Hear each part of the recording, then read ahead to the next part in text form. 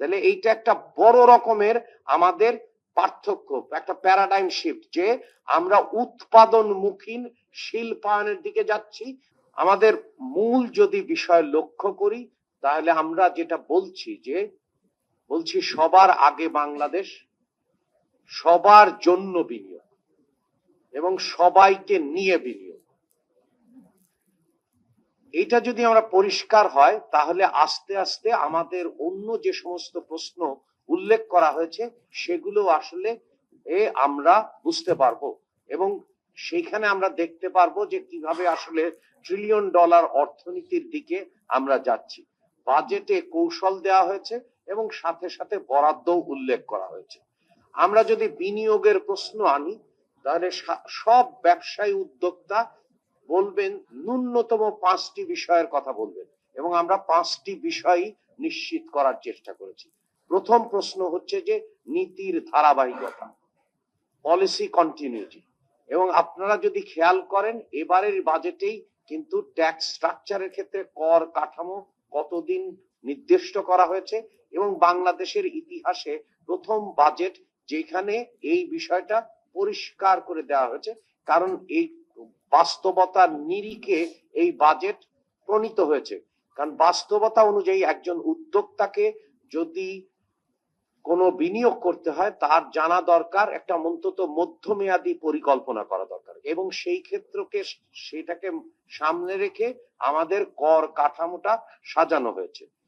এখানে আরেকটি বিষয় আমাদের মনে রাখতে হবে, যেটা হচ্ছে যুগান্তকারী বিষয় হিসেবে বাংলাদেশে মাইল ফলক হিসেবে থাকবে, সেটি হচ্ছে যে ইন্ডাস্ট্রিয়াল পলিসি ইজ ব্যাক। এটা আপনারা আলোচনা করেন নাই।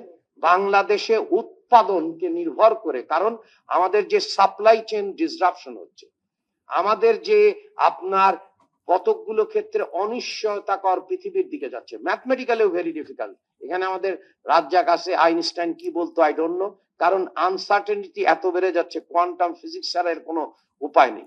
তো এনিওয়ে, সেটা আমি জানি না। তবে যেটা বলছি যে সোয়েঙ্গারের ক্যাটের মতো হচ্ছে, cat is dead, cat is alive. তো আমরা যদি খেয়াল করি, তাহলে অনিশ্চয়তা যদি বেড়ে যায়, তাহলে আমরা কি করব?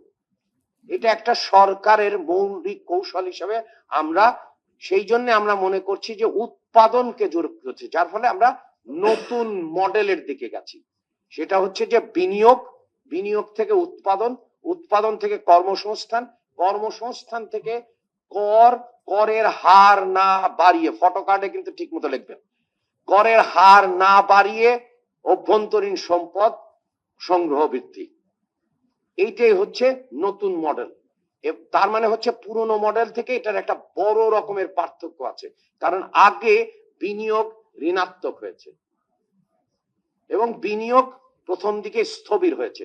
তাহলে এইটা একটা বড় রকমের আমাদের পার্থক্য, একটা প্যারাডাইম শিফট, যে আমরা উৎপাদনমুখী শিল্পায়নের দিকে যাচ্ছি, যাতে করে যে নিউ নরমাল আসছে, অনিশ্চয়তা। কারণ কোভিড আপনি জানতেন না, মধ্যপ্রাচ্যের যে সংকট তা আপনারা জানতেন না। তার মানে আমাদের যে পুরো বিষয়টাকে আমরা চিন্তা করছি যে বাংলাদেশের যে সাপ্লাই চেইন যে ডিসরাপশন হইতে পারে বা অনিশ্চয়তাকারী পরিস্থিতি থেকে উত্তরণের জন্য নিজস্ব দেশোপযোগী কায়দায় আমরা এটা করছি। কেন করছি? কারণ আমাদের অতীতের ইতিহাস তাই বলে। কেন জনগণ আমাদেরকে আস্থা রেখেছে, এবং আমাদের প্রত্যেকটা কৌশলই হচ্ছে দেশোপযোগী এবং নিজের পরিস্থিতির থেকে করা, কারণ অতীতেও তাই হয়েছে। বহুমুখীকরণের ক্ষেত্রগুলো কৃষি এবং কৃষিজাত পণ্য এক, এবং যার কারণে আমরা উত্তরবঙ্গ নিয়ে বেশ অনেকদিন ধরে কাজ করছি, এবং ইতিমধ্যেই প্রধানমন্ত্রী কয়েকবার বসেছেন এবং সেইখানে তিনি আলাপ করেছেন, এবং এইগুলো নিয়ে কাজ হচ্ছে। বিশেষ করে 5টি যে কর্পোরেশন আছে, steel mill corporation, sugar mill corporation, chemical industries corporation, jute mills corporation, textiles mills corporation, এই 5টার যে কলকারখানা বন্ধ বা অলাভজনক অবস্থায় আছে, সেগুলোকে সেই জায়গায় আমরা ব্যক্তি খাতের নিয়ে এসে কিভাবে এই কলকারখানা চালু করা যায় বা নতুন ভাবে করা যায়, সেটার মধ্যে ব্যবস্থা নেওয়া হচ্ছে, এবং দ্রুতই সেগুলো চালু হবে। মানে সেখানে ওই বিষয়ের কলকারখানা হতে পারে অথবা অন্য বিষয়ের। দ্বিতীয় হচ্ছে ইলেকট্রনিক্স ইন্ডাস্ট্রি। আমরা ইলেকট্রনিক্স অ্যান্ড আইসিটি মনে করছি যে এটা যদি 10% নিয়ে যাওয়া যায় তাহলে একটা বড় রকমের বৈপ্লবিক পরিবর্তন হবে। তৃতীয় হচ্ছে যে ঔষধ শিল্পের ক্ষেত্রে আমাদের বিরাট সম্ভাবনা আছে এবং আপনারাও সহায়তা করেন।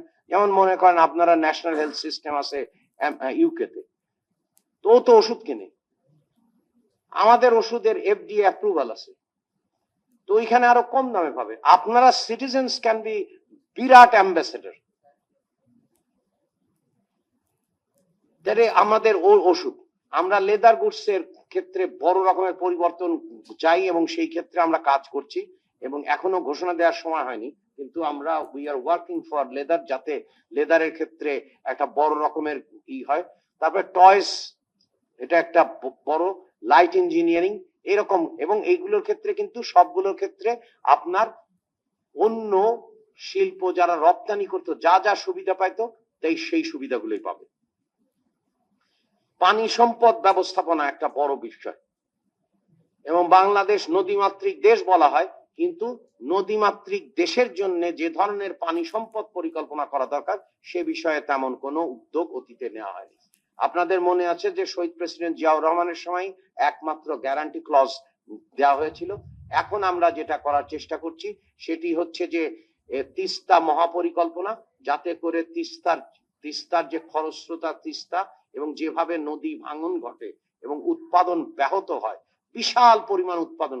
কারণ আপনি যদি পদ্মা এবং তিস্তার মধ্যে চিন্তা করেন, তিস্তার স্রোত অনেক বেশি এবং যার কারণে ভাঙনের পরিমাণ অনেক বেশি।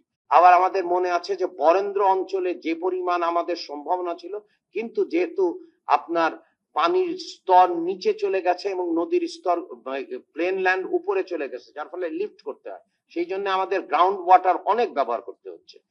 এইটা আমরা চেঞ্জ করতে চাই এবং সেই কারণেই আমরা মনে করি যে ভূপরিস্থ পানি যে ব্যবহার করা দরকার, ভূগর্ভস্থ পানি বেশি পরিমাণে ব্যবহার করা দরকার।